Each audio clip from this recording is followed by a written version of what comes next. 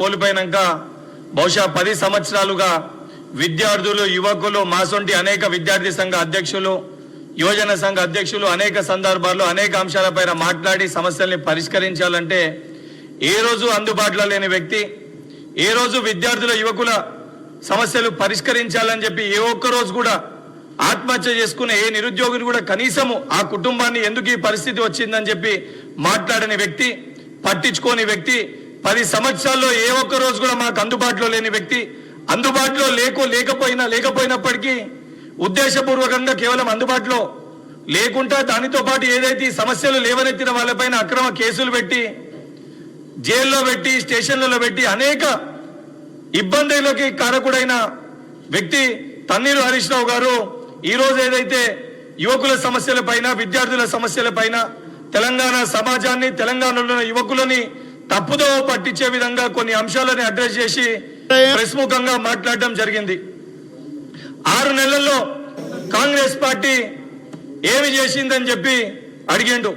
హరీష్ రావు గారు 6 నెలల్లో కాంగ్రెస్ పార్టీ ఏం చేసిందని చెప్తా ముందుగా ఈ ప్రెస్ మీట్ ద్వారా విని 6 నెలల్లో కాంగ్రెస్ ప్రభుత్వము ఈ ప్రజా ప్రభుత్వము రేవంత్ రెడ్డి గారు ముఖ్యమంత్రి అయినాక విద్యార్థుల కోసము యువకుల కోసము ఏ నిర్ణయాలు తీసుకున్నాం అది చెప్తా ముందు పెన్ను పేపర్ పెట్టి రాసుకో. 10 సంవత్సరాలు నువ్వు చేయలేనిది 10 నెలలు కాకముందే మేము ఏం చేస్తాం చెప్తాం ముందుగా రాసుకో. ఏదైతే గ్రూప్ 1 మెరిట్ విద్యార్థులు అన్యాయం అవుతుంటే జియో నెంబర్ 55 అని ఒక జియోని తీసుకొని వచ్చి మెరిట్ స్టూడెంట్ కి మీరు అన్యాయం చేస్తుంటే ఆ జియో నెంబర్ 55 ని కాంగ్రెస్ పార్టీ రాగానే కాంగ్రెస్ పార్టీ రద్దు చేసింది. ఏదైతే డిఎస్సి పోస్టులకి సంబంధించి అసెంబ్లీలో మా నాయకులు మా ప్రతిపక్ష పార్టీ మా సిఎల్పి నాయకులు భట్టి గారు మాట్లాడినా మా ఎమ్మెల్యేలు మాట్లాడినా 5,000 డిఎస్సి పోస్టులు ఇస్తామని చెప్పి పెంచని మీరు ఆ డిఎస్సిని 5,000 ఉన్న డిఎస్సిని 11,000 డిఎస్సి పోస్టులకి ఏదైతే ఆ పోస్టులకి సంబంధించి నోటిఫికేషన్ ఇచ్చిన ప్రభుత్వము ఈ ప్రజా ప్రభుత్వము కాంగ్రెస్ ప్రభుత్వము.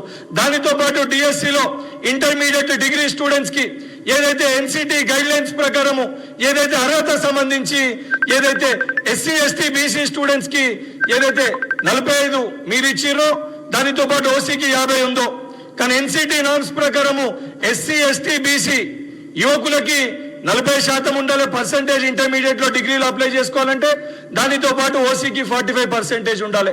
ఈ అంశం పైన మీ దగ్గరకు వస్తే ఆ రోజు ఎవరు కూడా మీరు పట్టించుకోలే. తక్షణమే ఇది ఎన్సిటి గైడ్ లైన్స్ అగేన్స్ట్ గా ఉందని చెప్పని ఏదైతే ఎస్సీ ఎస్టీ బీసీకి 45 ఉన్నదాన్ని 40% తగ్గించి అమెండ్మెంట్స్ తీసుకొని రావడం జరిగింది.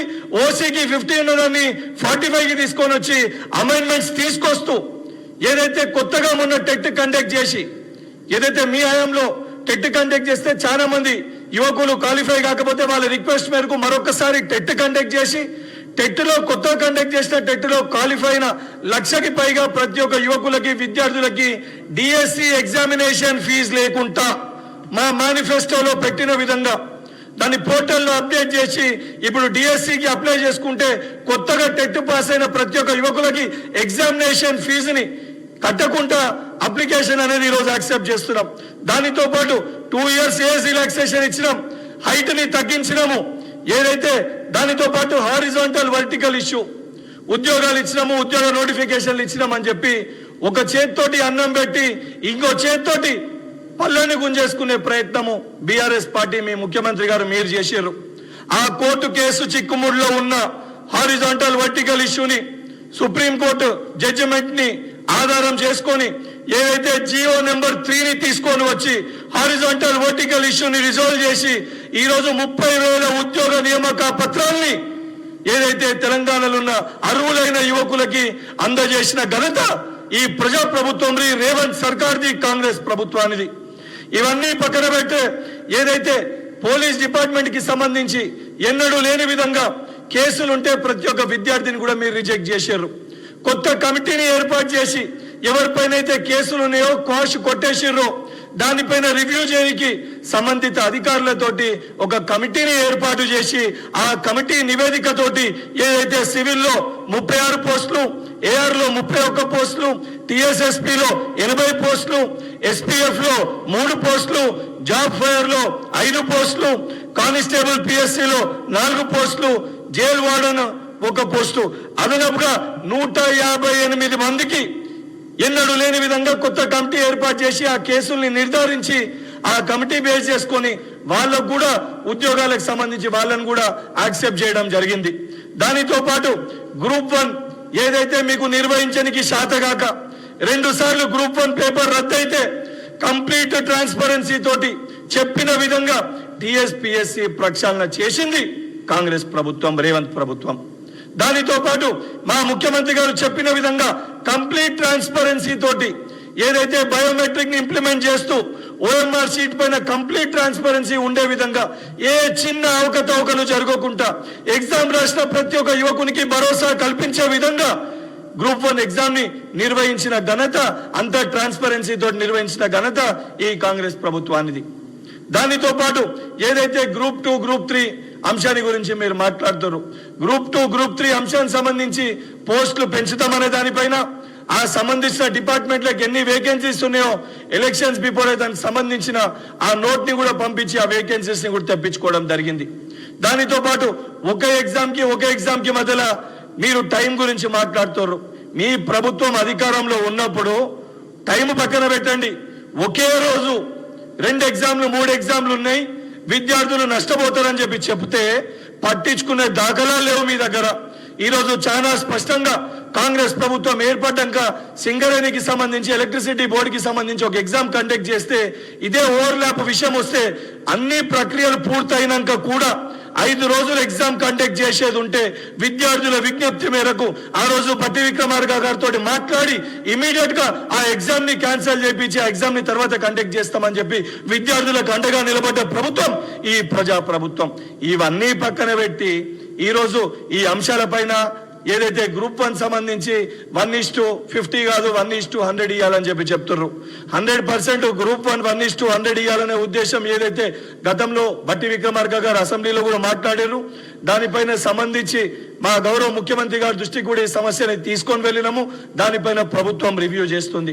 గ్రూప్ 2, గ్రూప్ 3 పోస్టుల పైన కూడా దాన్ని పెంచితే ఏ రకమైన లీగల్ కాంప్లికేషన్స్ రాకుండా ఏ రకంగా ముందుకి తీసుకొని వెళ్ళాలనే ఉద్దేశంలో కూడా ఈ ప్రభుత్వం ఆలోచిస్తుంది. ఆ కోణంలో ముఖ్యమంత్రి గారు కూడా సంబంధించిన టీఎస్పీఎస్సీ చైర్మన్ గారితో కూడా డిస్కషన్స్ నడుస్తున్నాయి. జియో 46-317 మీరు సృష్టించిన సమస్యలు, మీరు ఉద్దేశపూర్వకంగా మీరు చేసిన నష్టం. 10 సంవత్సరాలు మీరు ఈ సమస్యలన్నీ సృష్టిస్తే ఆ ప్రతి సమస్యని పరిష్కరించడానికి స్టెప్ బై స్టెప్ ఎవరికి నష్టం జరగకుండా, విద్యార్థుల మధ్యలో చిచ్చు పెట్టకుండా, విద్యార్థులు ఒకరిపైన ఒకరు ఒక సెక్టర్ ఏమో పోస్ట్ పోన్ చేయాలని మరొక సెక్టర్ ఏమో పోస్ట్ పోన్ చేయొద్దని చెప్పని డిఫరెంట్ ఆఫ్ ఒపీనియన్స్ ఉన్న అందరినీ ఏకదాటిపైకి తీసుకొని వచ్చి మీరు 10 సంవత్సరాల్లో చేసిన కచరాని ఒకటొకటిగా మేము క్లీన్ చేసుకుంటూ వస్తున్నాం. ఈ రోజు హాస్యాస్పదంగా ఏమనిపిస్తుందంటే హరీష్ రావు గారు బహుశా 10 సంవత్సరాల్లో ఈ అంశాలు ఎప్పుడు తెలిసి ఉండే ఆయనకి. ఈ రోజు ఏదైతే మేము పరిపాలించే తీరు తట్టుకోలేక జీర్ణించుకోలేక నీకు నీ బామ్మర్దికి మధ్యలో అయితున్న పంచాయతీ బయటికి రావద్దనే ఉద్దేశంతో నిరుద్యోగులని వాడుకొని ఈ అంశాలని బయటికి తీసుకొని వచ్చి తప్పుడు ప్రచారం చేసే ప్రయత్నము బీఆర్ఎస్ పార్టీ నాయకులు, వాళ్ళకి సంబంధించిన కొంతమంది వ్యక్తులు ఈ యొక్క యువకులని రెచ్చగొట్టి రాజకీయ లబ్ధి పొందే ప్రయత్నం చేస్తున్నారు. నిజంగా మీకు చిత్తశుద్ధి ఉంటే ఆ రోజు ఇదే చిక్కడపల్లి సెంట్రల్ లైబ్రరీలో ఏదైతే ప్రవళిక అని ఒక చెల్లె ఆత్మహత్య చేసుకుంటే ఆ కుటుంబంతో మీరు వ్యవహరించిన తీరు, ఆ చెల్లె గురించి మీరు మాట్లాడిన వంకరి మాటలు యావత్ తెలంగాణ సమాజం గమనించింది. మీ యొక్క వ్యవహార శైలి ఏ విధంగా ఉంటే ప్రజలందరూ కూడా చాలా స్పష్టంగా చూశారు. నిజంగా మీకు చిత్తశుద్ధి ఉంటే ఈ అంశాలన్నిటిపైన మాకు సంపూర్ణ అవగాహన ఉంది. మేము చేసిన ప్రతి ఒక్క దానిపైన మేము బహిరంగ చర్చకి మేము సిద్ధంగా ఉన్నాం. 10 సంవత్సరాల్లో నేను విసిరిన ప్రశ్నలు ఈ జియో 46 తప్పిదం మీది కాకపోతే, 317 తప్పిదం మీది కాకపోతే, హారిజాంటల్ వర్టికల్ ఇష్యూ తప్పిదం మీది కాకపోతే, ఏదైతే డిఎస్సికి సంబంధించి ఏజ్కి సంబంధించి తక్కువ చేయడం తప్పిదం మీరు కాకపోతే, ఇవి అన్ని అంశాలని 10 సంవత్సరాల్లో మీరు ఎందుకు పరిష్కరించలేకపోయినరు? 10 నెలలు కాకముందే మేము ఏ రకంగా పరిష్కరించగలిగినామో కొంచెము విజ్ఞతతోటి ఆలోచించాలని చెప్పి హరీష్ రావు గారిని కోరుతున్నా. దానితో పాటు ఏదైతే సీఎంఆర్ఎఫ్ కి సంబంధించి సీఎంఆర్ఎఫ్ ఇష్యూ పైన మాట్లాడుతూ 60,000 చెక్కులు ప్రింట్ అయి కేసీఆర్ ముఖం ఉందని చెప్పని దాన్ని పంచుతలేరని చెప్పి చెప్తున్నారు. చాలా స్పష్టంగా సీఎంఆర్ఎఫ్ లో కూడా ఏ రకంగా అవినీతికి పాల్పడి ఒకే వ్యక్తి పేరు పైన అకౌంట్ నెంబర్ను మార్చి ఏ రకంగా ఆ పైసల్ని కూడా హరీష్ రావు గారు సంబంధించిన వ్యక్తులు దండుకుర్రో చాలా స్పష్టంగా ఆ డిపార్ట్మెంట్ లో కొంతమంది వ్యక్తుల్ని కూడా ఈ ఇష్యూ పైన అరెస్ట్ చేయడం జరిగింది. వాస్తవానికి ఉన్నాయి 30,000 చెక్కులు. ఆ 30,000 చెక్కుల్లో కూడా ఏ రకంగా స్కాములు చేసిరో అవన్నీ అతి త్వరలో హరీష్ రావు గారు మీరు చేసిన తప్పిదాలు కూడా, మీరు చేసిన స్కాములు కూడా బయటికి వస్తాయి.